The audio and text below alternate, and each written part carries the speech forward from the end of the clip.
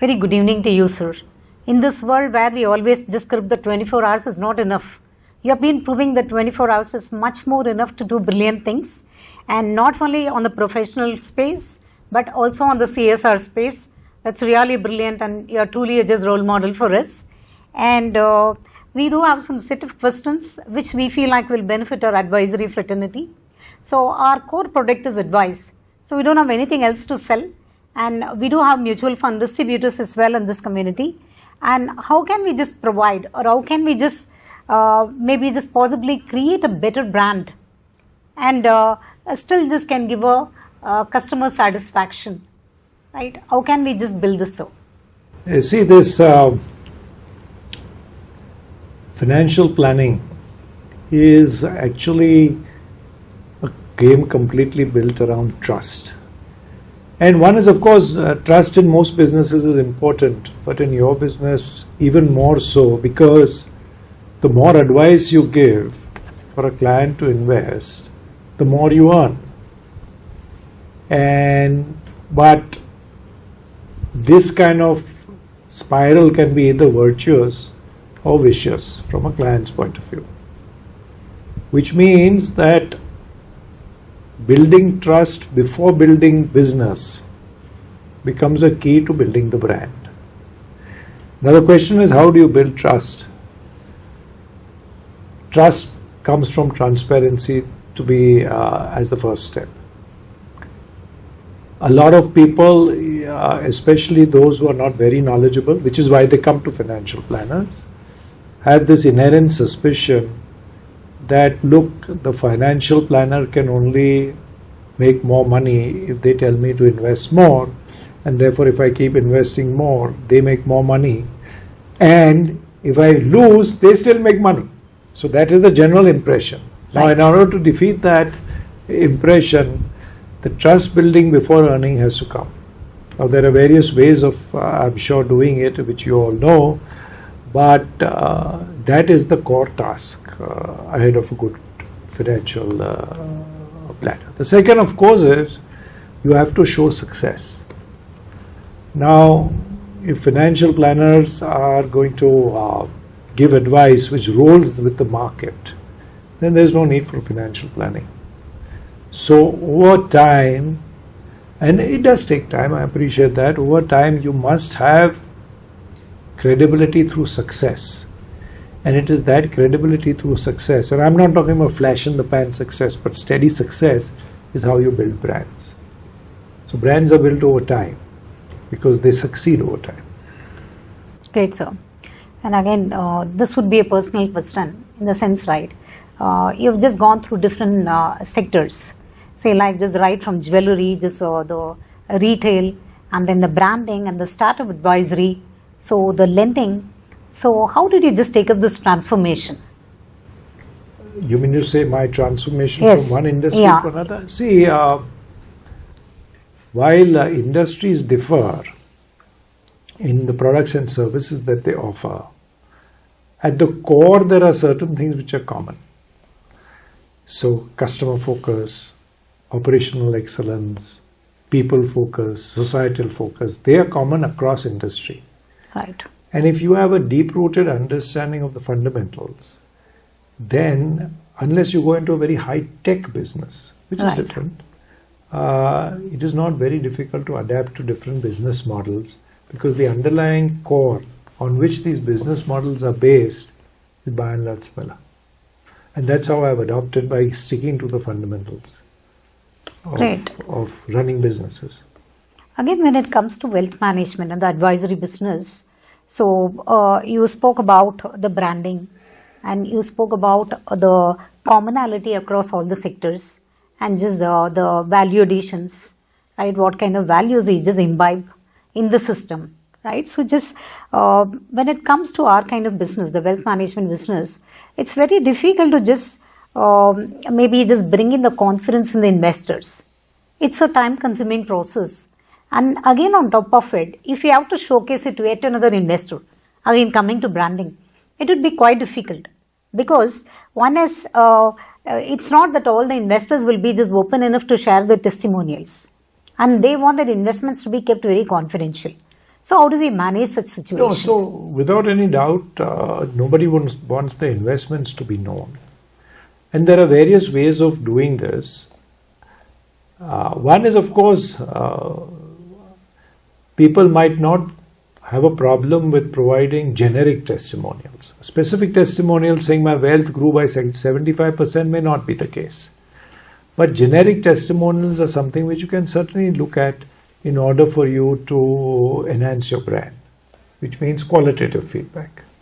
The second is, of course, to present anonymous data to future investors. Now, they have to trust you that the data is honest.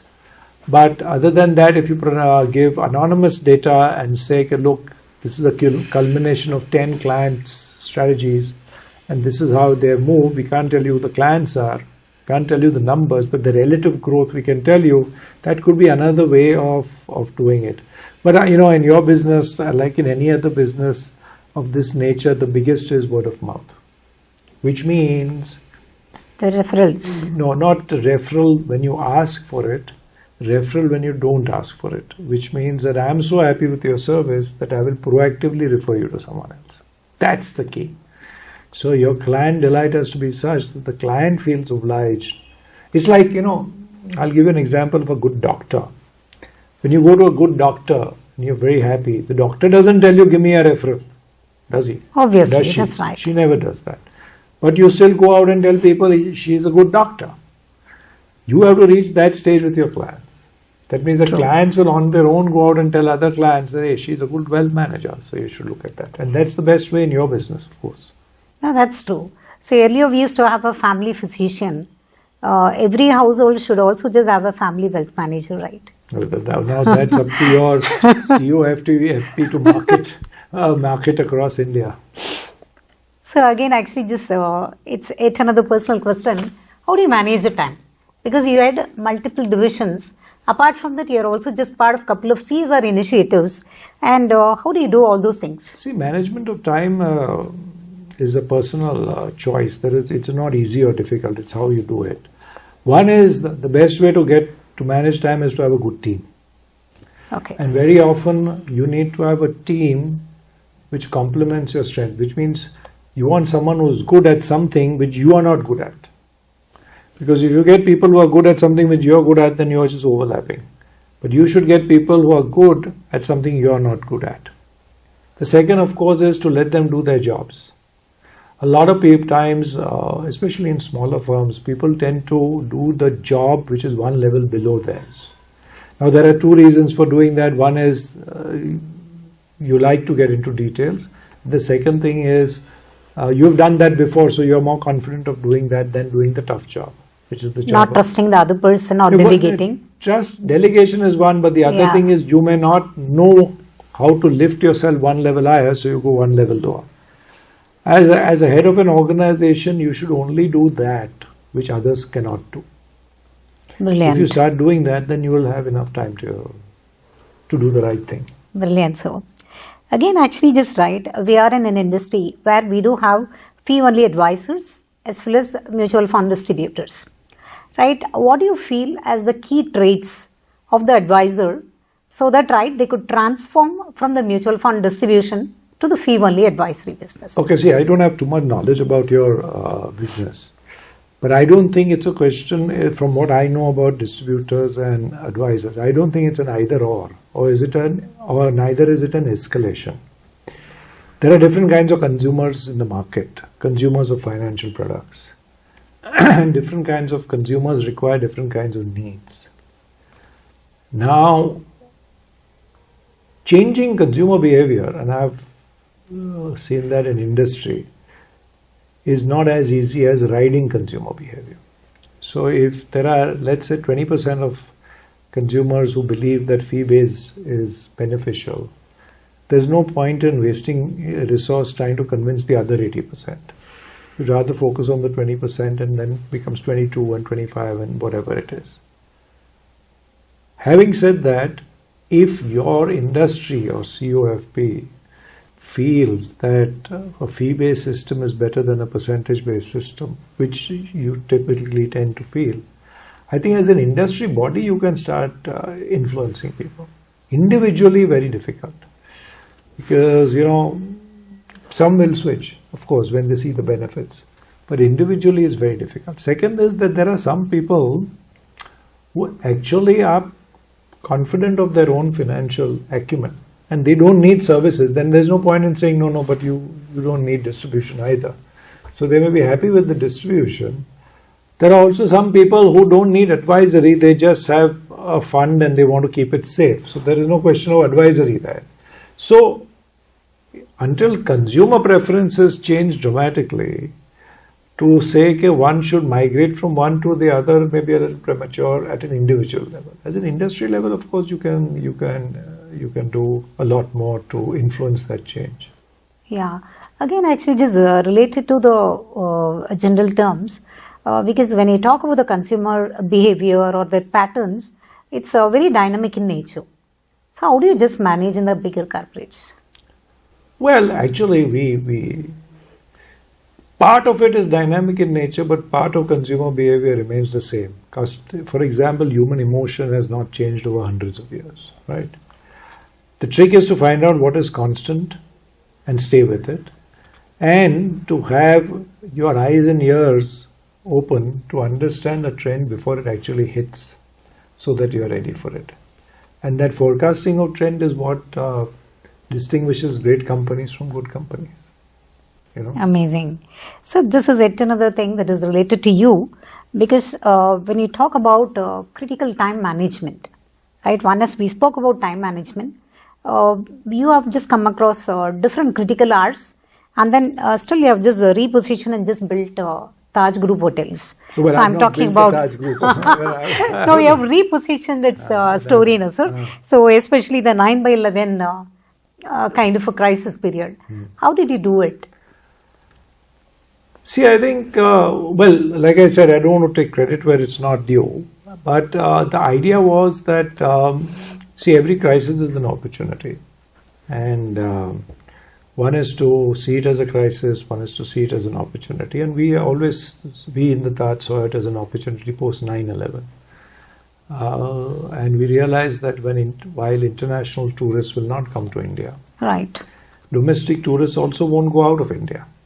Right. So we said, okay, let's pivot our hotels to make sure that we are catering to the domestic tourist traffic in the right way and cater our products and services to that. So that's how we did it. So, a crisis always has an opportunity inbuilt into the crisis. That's what we did. Yeah. So some of our advisors, they do just manage the family offices. And you have been into startup advisory as well as you have always also been just advising the family offices. So what's been a kind of unique challenges do this family offices face? Actually, and how do you just address it? Actually, I don't advise family offices on the financials. Okay. So, it would not be fair for me to comment on that. But to be fair, most family offices understand wealth very well, which is why they have family offices. So for a wealth advisor, for a family office, he has to be ahead of the game, or she has to be ahead of the game, because those people are sharp. True. Yeah. What is one most important lesson that you have learned throughout your career? Stay true to yourself, irrespective of the circumstance. Brilliant, sir. So we'll move ahead with the rapid fire questions. And then I want only one word from you for these kind of questions. So what would be your one word advice to our wealth managers? Transparency. Great. One favorite book or resource that influences your work? Yeah. When you say work, you mean... yeah, it can be a favorite book. Yeah. It can't be in one word, of course. My favorite book is The Tao of Physics. Okay. So one thing actually just you would change if you could go back in time. More compassion. Great. And key trait one should just look for when actually just hiring a financial advisor. This is true for anyone. I would look right. for. I would look for passion. Amazing. Passion is the key. Yeah. So what is one most memorable project or client you have worked with?